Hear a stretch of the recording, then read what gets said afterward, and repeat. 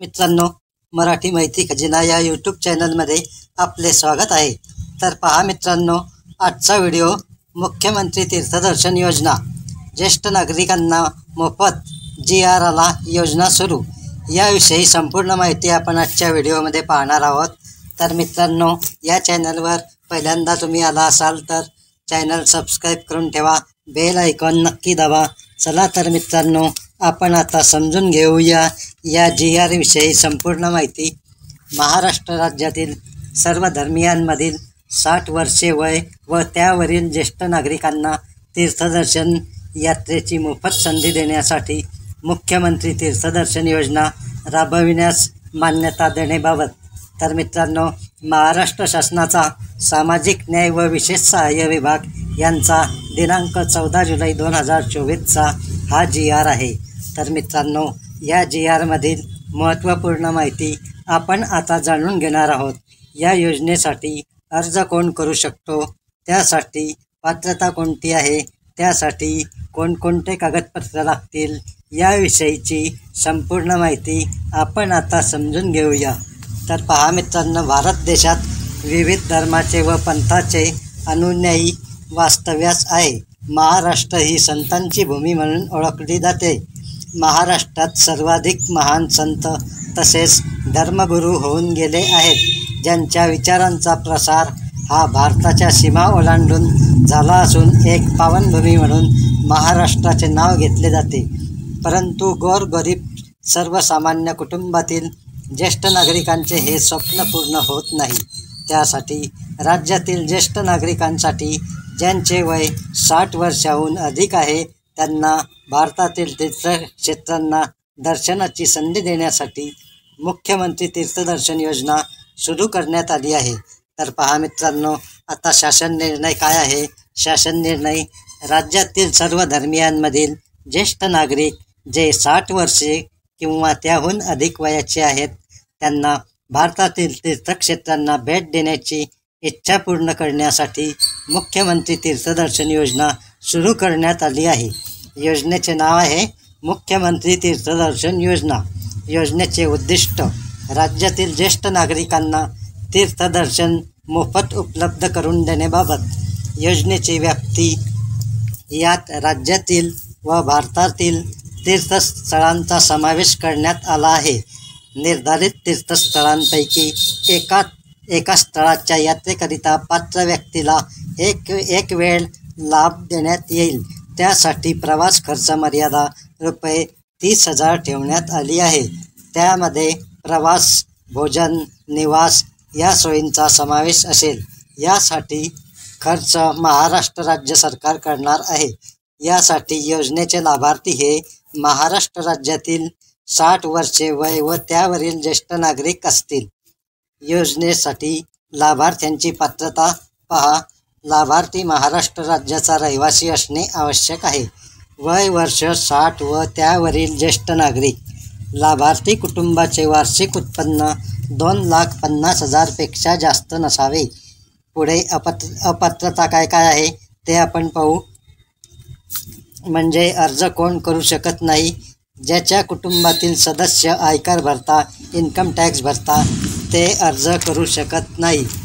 ज्यांच्या कुटुंबातील सदस्य नियमित कायम कर्मचारी म्हणून उपक्रमात, मंडळात, भारत सरकार किंवा राज्य सरकार किंवा स्थानिक स्वराज्य संस्थेत काम करत असतील किंवा निवृत्तीवेतन म्हणजेच पेन्शन घेत आहे, असे सदस्य पात्र ठरणार नाही. तथापि 2,50,000 उत्पन्न असलेले, बाह्य यंत्रणांद्वारे कार्यरत असलेले कर्मचारी म्हणजे स्वयंसेवी कामगार आणि कंत्राटी कर्मचारी या योजनेसाठी पात्र ठरणार आहेत. ज्यांच्या कुटुंबातील सदस्य आजी माजी आमदार खासदार असतील, ते या योजनेसाठी पात्र ठरणार नाही. ज्यांच्या कुटुंबातील सदस्य भारत सरकार किंवा राज्य सरकारच्या बोर्ड, कॉर्पोरेशन, उपक्रमाचे अध्यक्ष, उपाध्यक्ष, संचालक, सदस्य असतील, ते या योजनेसाठी अपात्र राहतील. ज्यांच्याकडे 4 चाकी वाहने आहेत, ट्रॅक्टर वगळून, ते या योजनेसाठी अर्ज करू शकत नाही.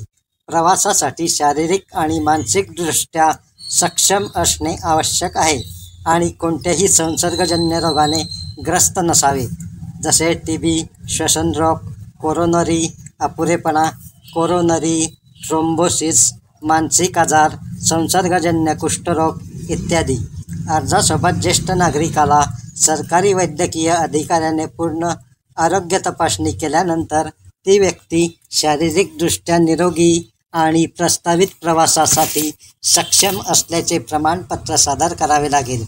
हे प्रमाणपत्र प्रवासाच्या तारखेपासून 15 दिवसाच्या पेक्षा जास्त जुने नसावे.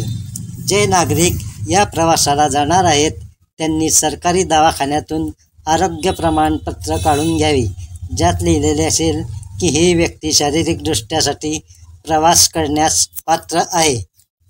अर्जदाराने खोटी माहिती किंवा काही माहिती लपवून अर्ज केला असेल तर ती व्यक्ती या प्रवासासाठी अपात्र ठरते, तर त्या व्यक्तीला कधीही या योजनेच्या लाभापासून वंचित ठेवले जाईल.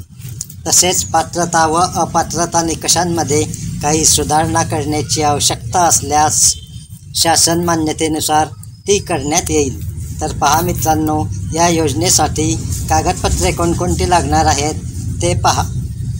या योजनेसाठी लाभार्थी ऑनलाईन अर्ज करता येणार आहे. त्यासाठी लाभार्थ्यांचे आधार कार्ड किंवा रेशन कार्ड लागणार आहे. महाराष्ट्र राज्याचे अधिवास प्रमाणपत्र म्हणजेच डोमेसाईल प्रमाणपत्र किंवा महाराष्ट्र राज्यातील जन्माचा दाखला देऊ शकता. आणि जर डोमेसाईल आणि जन्माचा दाखलाही नसेल तर त्या लाभार्थ्यांचे 15 वर्षापूर्वीचे रेशन कार्ड, मतदान कार्ड, शाळा सोडल्याचे प्रमाणपत्र, जन्मदाखला या 4पैकी कोणतेही ओळखपत्र ग्राह्य धरण्यात येईल. तसेच सक्षम अधिकाऱ्याने दिलेला उत्पन्नाचा दाखला, ज्यात वार्षिक उत्पन्न हे 2,50,000पर्यंत असणे आवश्यक आहे आणि उत्पन्नाचा दाखला नसेल तर पिवळे किंवा केशरी रेशन कार्ड चालेल. तसेच वैद्यकीय प्रमाणपत्र सरकारी दवाखान्यातले आवश्यक आहे. पासपोर्ट आकाराचा फोटो, जवळच्या नातेवाईकांचा मोबाईल क्रमांक, सदर योजनेच्या अटी शर्तींचे पालन करण्याबाबतचे हमीपत्र. तर अशा प्रकारे या योजनेची माहिती या GR मध्ये देण्यात आलेली आहे. यासाठी ऑनलाईन अर्ज केलेल्या प्रवाशांची लॉटरी पद्धतीने निवड करण्यात येईल. ज्यांची लॉटरीमध्ये निवड होईल ते ज्येष्ठ नागरिक या प्रवासासाठी पात्र होतील. तर पहा मित्रांनो, पुढे अर्ज करण्याची प्रक्रिया दिली आहे. योजनेचे अर्ज पोर्टलद्वारे, मोबाईल ॲपद्वारे, सेतू सुविधा केंद्रांवर ऑनलाईन भरले जाऊ शकतात. ज्यांना ऑनलाईन अर्ज करता येत नसेल त्यांच्यासाठी अर्ज करण्याची सुविधा सेतू केंद्रात उपलब्ध असेल. अर्ज करण्याची संपूर्ण प्रक्रिया ही विनामूल्य असणार आहे. अर्ज करताना लाभार्थी स्वतः उपस्थित असणे आवश्यक आहे, जेणेकरून लाभार्थ्यांचा थेट फोटो काढून KYC करण्यात येईल. अर्जदाराने सोबत आधार कार्ड व रेशन कार्ड आणणे आवश्यक आहे. अर्ज प्राप्त झाल्यानंतर पात्र अर्जदारांची यादी पोर्टलवर, ॲपवर जाहीर केली जाईल. ज्यांचे वय 75 वर्षापेक्षा जास्त आहे ते सोबत जोडीदार घेऊ शकतात किंवा एखादा सहाय्यक मदतनीस घेऊ शकतात, ज्याचे वय 21 ते 50 वर्षापर्यंत असावे. तर मित्रांनो, अशा प्रकारे मुख्यमंत्री तीर्थदर्शन योजनेची माहिती या GR मध्ये देण्यात आली आहे. तर मित्रांनो, आता यापुढे या योजनेसाठी जी तीर्थक्षेत्र आहे त्याची यादी देण्यात आलेली आहे आणि कोणकोणते भारतातील स्थान आहे याची यादी देण्यात आलेली आहे. तर मित्रांनो, या GRची लिंक डिस्क्रिप्शन बॉक्समध्ये देण्यात आलेली आहे. ती आपण डाउनलोड करून वाचून घ्या, व्यवस्थित समजून घ्या आणि जास्तीत जास्त नागरिकांपर्यंत हा व्हिडिओ शेअर करा. चॅनल सबस्क्राईब करा, बेल आयकॉन नक्की दाबा. तर अशा प्रकारे नवीन अपडेट आणि सरकारी योजनांचे व्हिडिओ यापुढेही तुम्हाला मिळत राहतील. धन्यवाद. जय हिंद, जय महाराष्ट्र.